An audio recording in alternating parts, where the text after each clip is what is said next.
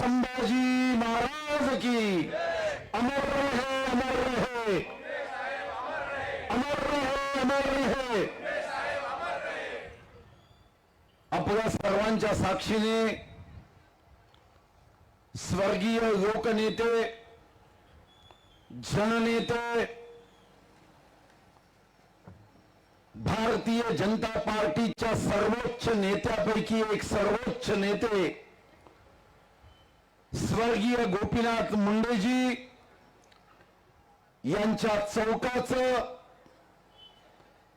भिंत चित्राचं व या ठिकाणच्या सौंदर्यीकरणाचं अधिकृत लोकार्पण झालं असं मी आपल्या सर्वांच्या साक्षीने घोषित करतो।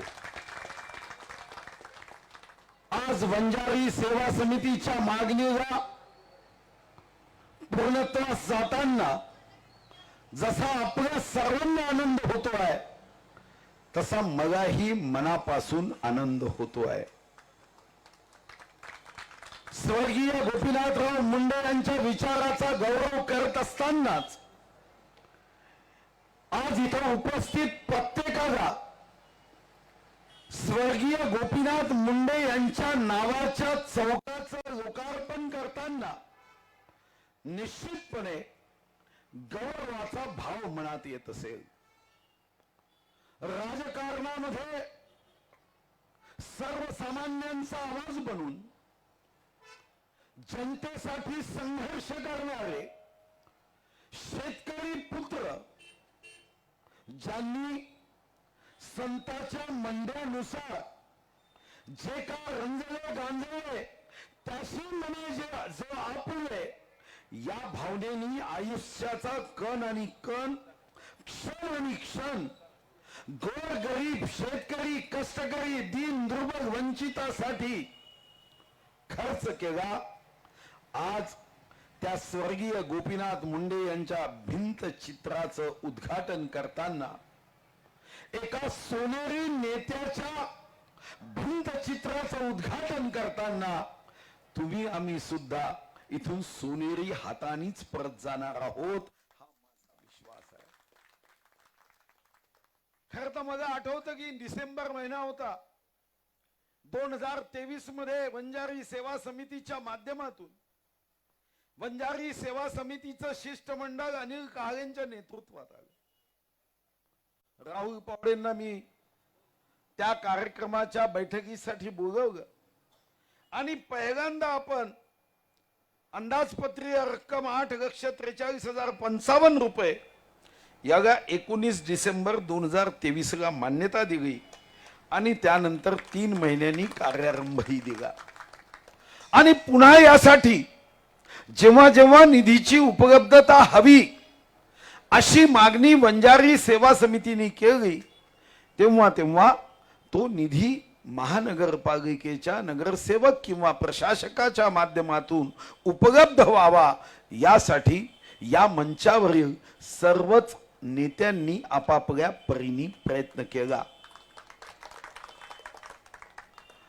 आज मला एका गोष्टीचं कौतुक आहे की या उद्घाटनाला महाराष्ट्रातून वंजारी सेवा समितीचे अनेक पदाधिकारी कार्यकर्ते उपस्थित झाले। या चंद्रपूरच्या वाघाच्या भूमीत वाघासारख्या हृदयावर विश्वास ठेवणाऱ्या वंजारी समाजाचे लोक हे महाराष्ट्राच्या कानाकोपऱ्यातून आले आहेत। मी त्यांचं मनापासून या विभागाचा एक कार्यकर्ता गोपीनाथजींचा व पार्टीचा एक कार्यकर्ता म्हणून स्वागत करतो। खरं तर आपल्यापैकी जे मराठवाड्यातून वंजारी समाजाचे प्रतिनिधी आलेत त्यांना याची जाणीव असेल की मराठवाड्यातून येणाऱ्या वंजारी समाजाच्या वंजारी सेवा समितीच्या व इतर संघटना वंजारी समाजाचे जे पदाधिकारी असतील त्यांना एका गोष्टीची मी जाणीव करून देतो की खरं तर जेव्हा स्वर्गीय गोपीनाथ मुंडेजी यांनी प्रदेश अध्यक्ष म्हणून 86 मध्ये कार्यभार स्वीकारला तेव्हा ते पहिले अध्यक्ष झाले। भारतीय जनता पार्टीचं काम हे एका युवा नेत्याच्या हातात द्यायचा हा निर्णय झाला आणि मान्य गोपीनाथजी हे फक्त 36 वर्षाचे एक तरुण भारतीय जनता पार्टीचे कार्यकर्ते होते. 36व्या वर्षी जेव्हा की प्रदेश अध्यक्ष होताना साधारणतः थोडेसे केस पिकणारे, ज्याचे केस पिकलेले असायचे, असे 55च्या पुढचे लोक अध्यक्ष व्हायचे. पण पहिला प्रयोग झाला, स्वर्गीय गोपीनाथजी हे 36व्या वर्षी प्रदेशाचे अध्यक्ष झाले. आणि योगायोग असा होता की स्वर्गीय गोपीनाथजींनी पहिली शेतकरी संघर्ष यात्रा त्यांच्या अध्यक्षतेखाली सुरू केली. ती चंद्रपूरच्या कागाराम मंदिराच्या मैदानापासून सुरू केली. पहिला आशीर्वाद घेतला ज्या माता महांकाली, शक्तिदायिनी, तेजोदायिनी महांकाली मातेवर मराठवाड्यांचे भाविक मोठ्या श्रद्धेने यात्रेमध्ये येतात. अतिशय हजारोच्या संख्येने मराठवाड्याचे यात्रेकरी येतात. मान्य मुंडे साहेबांनी अध्यक्ष झाल्यावर जर पहिला आशीर्वाद घेतला तो या चंद्रपूरच्या भूमीमध्ये शक्तिदायिनी, तेजोदायिनी माता महांकालीचा आशीर्वाद घेतला आणि जो महाराष्ट्र पिंजून काढला. जेव्हा ही संघर्ष या शब्दाला समानार्थी शब्द जर एखाद्या परीक्षेत विचारला गेला तर संघर्ष या शब्दाचा समानार्थी शब्द म्हणजे गोपीनाथ मुंडे हेच आपल्या लक्षात येईल. आज आपण या चौकाचं फक्त शुभारंभ करत नाहीये. मला एका गोष्टीचं, त्यांच्या वाक्याचं नेहमी कौतुक वाटायचं. खरं तर आम्ही सर्वजण विरोधी पार्टीत होतो. किती वर्ष सत्ता येईल याची जाणीवही नव्हती. असं वाटायचं की पुढचे 50 वर्ष ही सत्ता येते की नाही. पण तेव्हाही स्वर्गीय गोपीनाथ मुंडेंचं एक वाक्य असायचं की संकट कसंही असू द्या, संकटाला संधीमध्ये रूपांतरण केलं पाहिजे. आणि मी बघितलंय महाराष्ट्राच्या विधानसभेत 95 पासून त्यांचा एक सहकारी आमदार म्हणून मगाही विधानसभेत त्यांची भाषणं, कधी उपमुख्यमंत्री म्हणून, कधी या राज्याचा गृहमंत्री म्हणून, कधी भारतीय जनता पार्टीचा नेता म्हणून संमेलनात मग त्यांची भाषणं ऐकता आली. पण त्या भाषणामध्ये जर असं म्हणतात की त्या भाषणामध्ये जर आपल्याला एका वाक्यात त्यांच्या भाषणाच्या चौकटीचा सार सांगायचा असेल तर ते एक वाक्य म्हणजे या राज्यातील ओबीसी, या राज्यातील रंजगा गांजग्या जनतेचा आवाज म्हणजे गोपीनाथ मुंडे होते. एक तुफान, असा तुफान की सत्ता कशीही आणि कोणाची असू द्या. विधानसभेत जेव्हा गोपीनाथजी उभे राहायचे तेव्हा मुख्यमंत्री कुठेही असू द्या, स्वर्गीय गोपीनाथजींचं भाषण ऐकायला मुख्यमंत्री मुद्दाम सभागृहात उपस्थित राहायचे.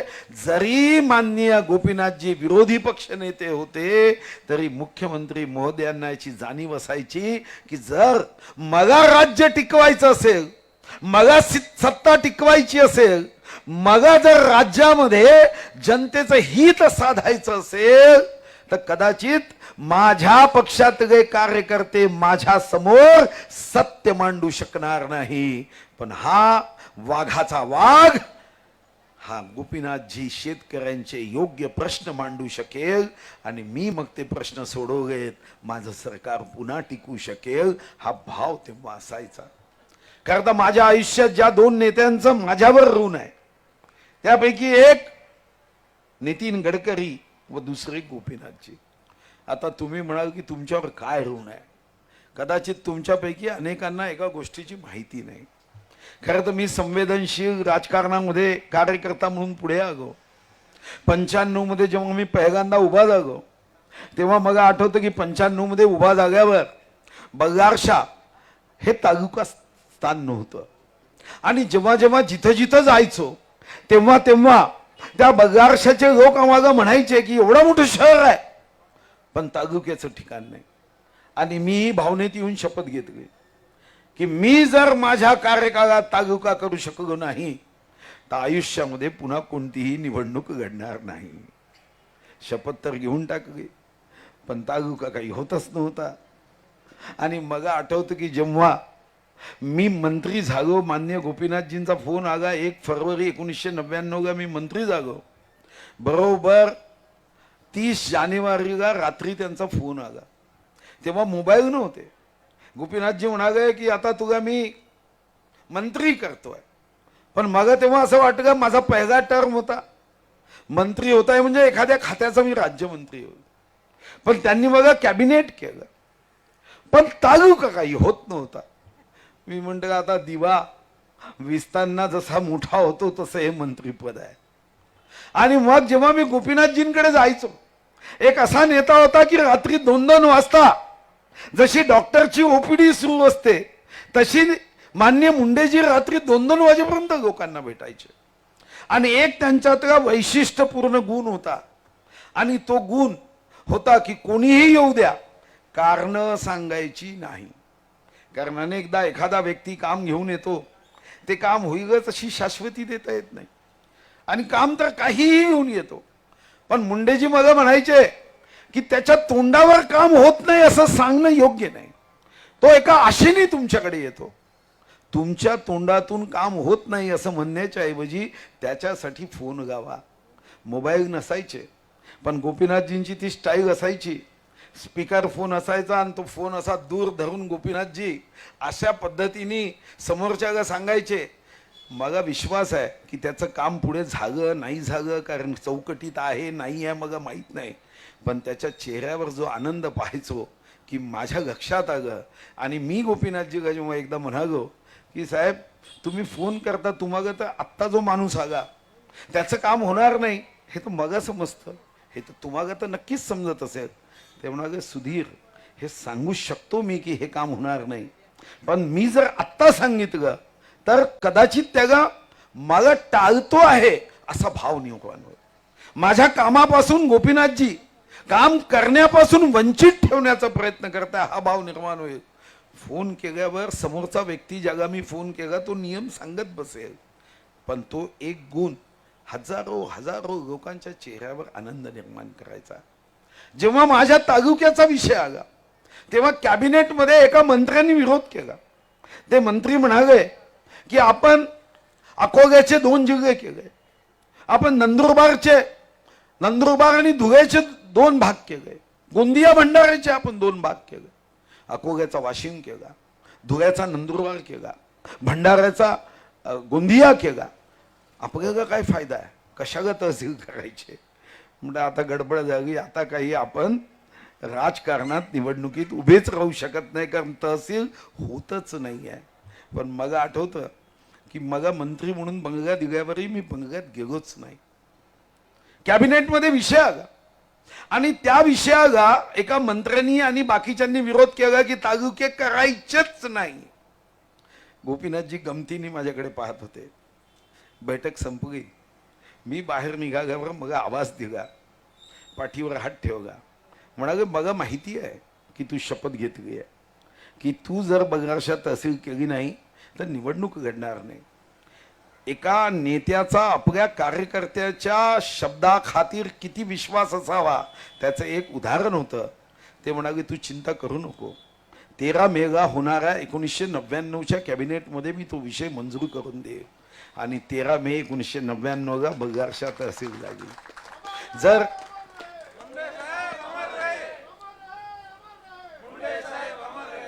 जर ती तहसील झाली नसती तर आज मी आमदारच नसतो. आणि एका त्यांच्या प्रेमाच्या हाताने आज मी एकदा नव्हे 7दा जनतेच्या आशीर्वादाने जनतेचे प्रश्न सोडवण्यासाठी विधानसभेत जाऊ शकलो. हे खरं आहे की माननीय गोपीनाथजी आज आपल्यात नाही आहे. असं म्हणतात की मरावे परी कीर्तिरूपे उरावे. आणि आपण हे जे ऐकलं लहानपणी ते सत्यतेत उतरताना आपण आज पाहतो आहे. शरीराने काही लोक जिवंत असतात आणि शरीर गेल्यावर त्यांचं अस्तित्व संपून जातं, पण काही लोक कदाचित शरीराने आपल्यात नसतात पण विचाराने मात्र चिरंजीव असतात. आज स्वर्गीय गोपीनाथ मुंडे यांच्यावर जो वंजारी समाजाचा नव्हे, ओबीसी समाजाचा नव्हे, प्रत्येक देशावर प्रेम करणाऱ्याचा महाराष्ट्रामध्ये जो स्वर्गीय गोपीनाथ मुंडेंच्या बद्दल आदर, प्रेम, विश्वास, अभिवादन करण्याची इच्छा, आणि जेव्हाही स्वर्गीय गोपीनाथ मुंडे यांचं नाव येतं तेव्हा चेहऱ्यावर एक पवित्र भाव येतो. आणि याचं एक मात्र कारण आहे, कारण स्वर्गीय गोपीनाथ मुंडे यांनी सत्तेचं राजकारण केलं नाही, त्यांनी सेवेचं राजकारण केलं. सत्तेचं राजकारण केलं नाही, संघर्षाचं राजकारण केलं. एखाद्या राजकीय पदावर जाऊन नायक होण्याचा प्रयत्न केला नाही. खुर्चीवर बसण्यापेक्षा, सिंहासनावर बसण्यापेक्षा जनतेच्या हृदयाच्या सिंहासनावर बसणं त्यांनी पसंत केलं. आणि म्हणूनच आज आपण स्वर्गीय लोकनेते ज्यांना आपापल्या परीने प्रत्येक जण इथं अभिवादन करायला आलाय. महाराष्ट्राच्या कानाकोपऱ्यातून वंजारी सेवा समितीचे अध्यक्ष जाधवराव असेल, किंवा चंद्रपूरचे अनिल काळे असतील, किंवा इतरांची मी नावं घेऊ शकलो नाही. आणि खरं तर आज मंचावर सुद्धा एक महत्वाचा विषय, इथं सर्व पक्षीय नगरसेवक बसले.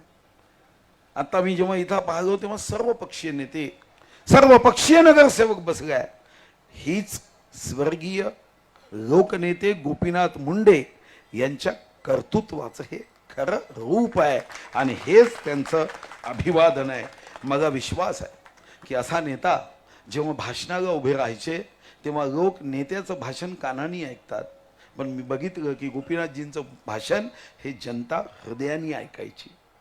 आणि जेव्हा गोपीनाथजी बोलायचे तेव्हा ते भाषण नसायचं, तो संवाद असायचा.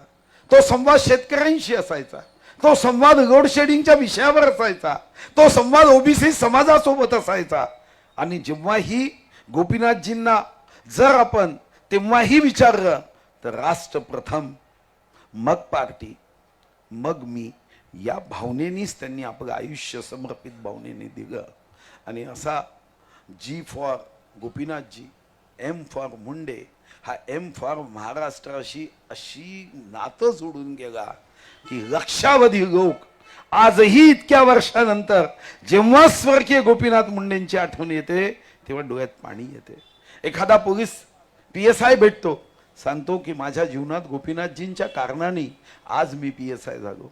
एखाद्या MPSC पासचा तहसीलदार भेटतो, तो सांगतो की जर अ ब क ड या वर्गीकरणामध्ये वंजारी समाजाला जर संधी गोपीनाथजी दिली नसती तर आज मी या पोलीस स्टेशनचा PI झालो नसतो, या तहसीलचा तहसीलदार झालो नसतो. खरंच आहे, इतकं प्रेम त्यांनी आपल्या समाजावर, राज्यावर केलं. आणि हे तर खरं आहे, भारतीय जनता पार्टी आज सत्तेत असेल, पण या सत्तेचा पाया जो असेल तर तो आहे गोपीनाथ मुंडे सारख्या नेत्याचा संघर्ष.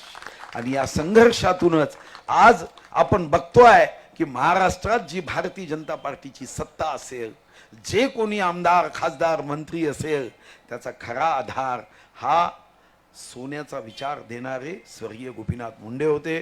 मी पुन्हा एकदा जे वंजारी सेवा समितीचे लोक विविध जिल्ह्यातून आलेत त्यांचं या जिल्ह्यात स्वागत करतो. आणि शक्तिदायिनी, तेजोदायिनी माता महाकालीच्या चरणी प्रार्थना करतो की तुम्हा सर्वांना भरभरून सुख समाधान माता शक्तिदायिनी, माता महाकालीनी द्यावं. इथून जाताना निश्चितपणे हा आशीर्वाद तुम्हाला माता महाकालीचा घेऊन जाता येईल. खूप खूप धन्यवाद.